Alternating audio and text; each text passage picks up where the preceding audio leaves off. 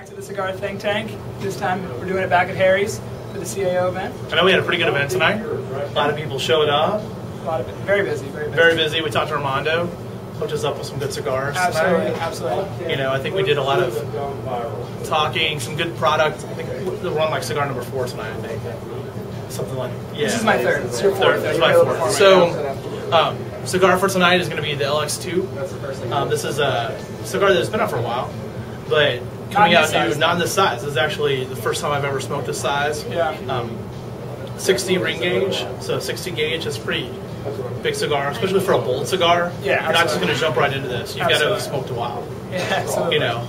Absolutely, and it's cool because it's an exclusive. Armando from CAO hooked us up with these today, which is cool. Yeah, I think they're starting to release these in August. They're going to start selling these next month. Yep, that's what he said. So it's cool. We're happy to get a little promo here, a little very nice, very nice. Advanced screening of the new size. And it's pretty good. It's pretty good. I'm liking it so far. Yeah, me too.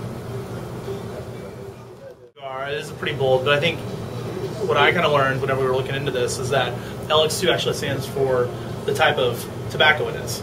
So I think it is a pretty bold tasting tobacco. So it's a Ligero tobacco, so it's Ligero times 2. So it's twice the amount of a bold tasting tobacco that you would normally get in anything else that CAO's put out.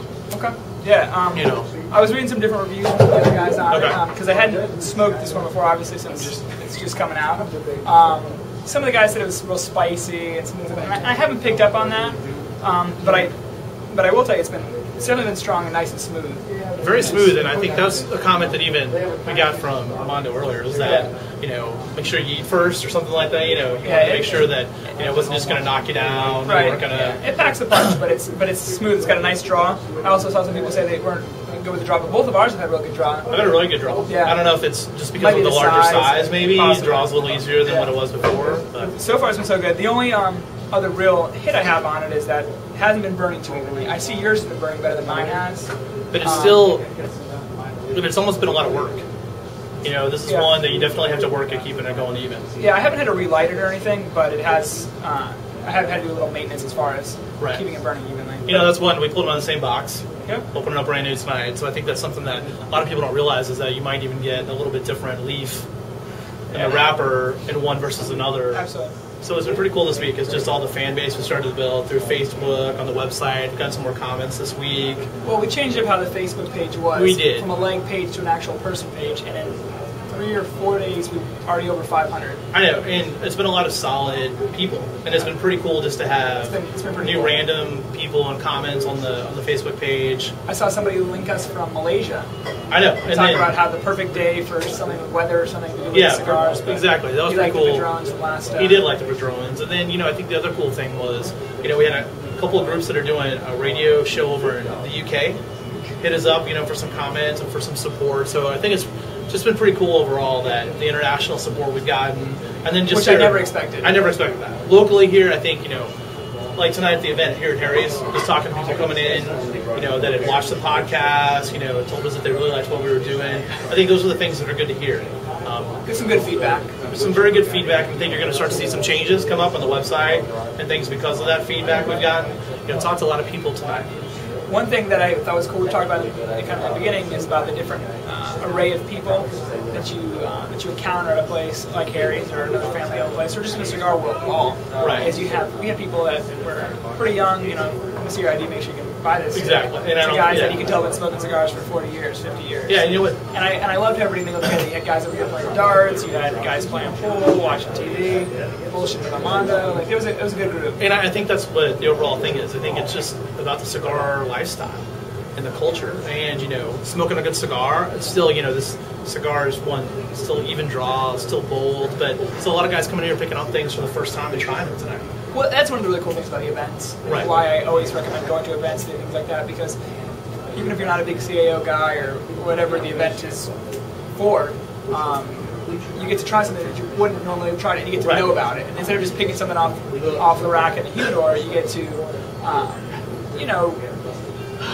hear the story, the backstory behind it. Right. What's in it, why it tastes the way it does, why it is the way it is, the reason for it, who makes it, things like that. And it's not often that you get the wealth of knowledge that you'll get. Right. I think that's where support your local cigar store, go out to those events. You're going to learn something. You're going to pick up a great cigar. Meet some cool people. Meet some cool people. And there's almost always a deal. I bought 3 and I got a free one. Yeah, me too. So, I didn't win anything. They had some free door prizes. They did. I really wanted that cool ashtray. Yeah, that was a pretty cool ashtray. But I think that's the whole point of this, is just to make sure you get out there. See, smoking cigars is social. That's why we're all here. It's brought people together. One of the things we talk about from the website that's gotten a lot of hits is the unwritten cigar rules. And I got a pretty good one for you. Okay. We had a guy in here today, a good example, who was at the event who was just Mr. Know-It-All. And nobody likes Mr. Know-It-All at all, especially when it comes to comes to the cigars. You're trying to relax and hang out. And he was going to each group trying to show how cool he was and how smart he was. I think he used the tones, or the words tones, oaky, nutty. Didn't he say almond taste or something? Almond taste. I think so, yeah. He referred to a cigar that I was smoking as having a woody taste to it. I'm not drinking wine here. I'm not drinking wine or something. I asked the guy if he smoked tree bark, and he didn't understand. And that just proves how much he is who you don't want to be. Exactly, because I could look at a cigar like this, and yeah, it's a strong cigar. You get that taste and everything. Do you taste the tree?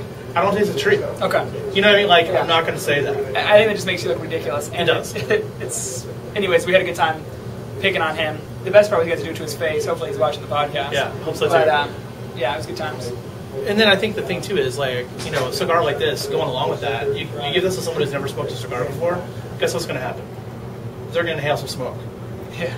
That's a guy that's had a couple drinks, and then all of a sudden he's like woozy. This is so strong. Oh yeah, we've all had that guy in the crowd. Then you're wheeling outside because you couldn't handle it. Yeah, you don't want to be that dude either. All right, so I think this week our tip of the week is going to be from an email that we got in.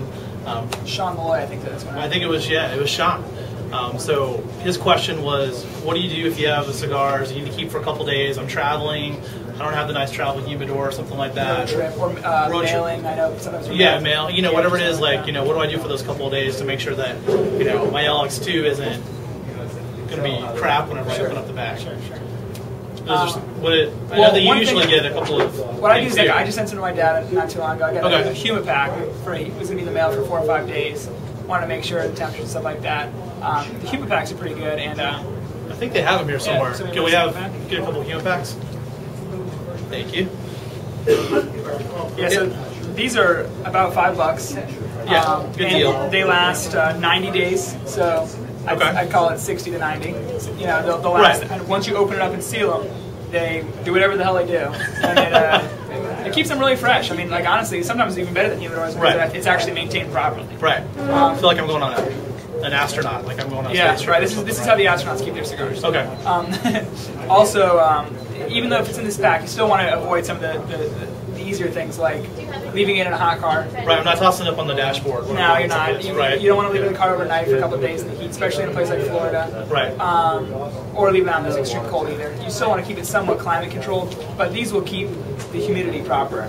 Right. And let's get in there, they're cheap, $5. Well, for the investment, think about it. Yeah, you're buying $60, $70 worth of cigars. That's the whole, I don't know, probably what, 5, 6 cigars, no problem. Yeah, it depends on what size you're getting. Yeah. Sure. And these are good, cheap, easy ones. Whether it's for the golfing or something, you don't want to buy a big humidor. Again, like I said, I always use it for mailing stuff. That's perfect. It's cheap, and if they're not going to smoke 5 in a day, if you're sending somebody who doesn't have a humidor, or something like that, it's going to help them out. It's good. Yeah. It was great doing the think tank with you tonight, Matt. It was. We had a great event tonight. Got a good cigar. Looking forward to the more fans by next time. While we have an update on our fan numbers. Yeah, and cool. I think the great thing is make sure you go to the website, check out the Facebook page, just search Cigar ThinkTank on there, get all the information you need, learn a little more about us. I think it's going to wrap up this episode. Yeah, I would do our normal cheers, but we've been here for about 6 hours and had a few drinks already. So no more. We'll be safe today. So here you go. Here's the fist bump. Fist bump. There it is. All right, to the Think Tank.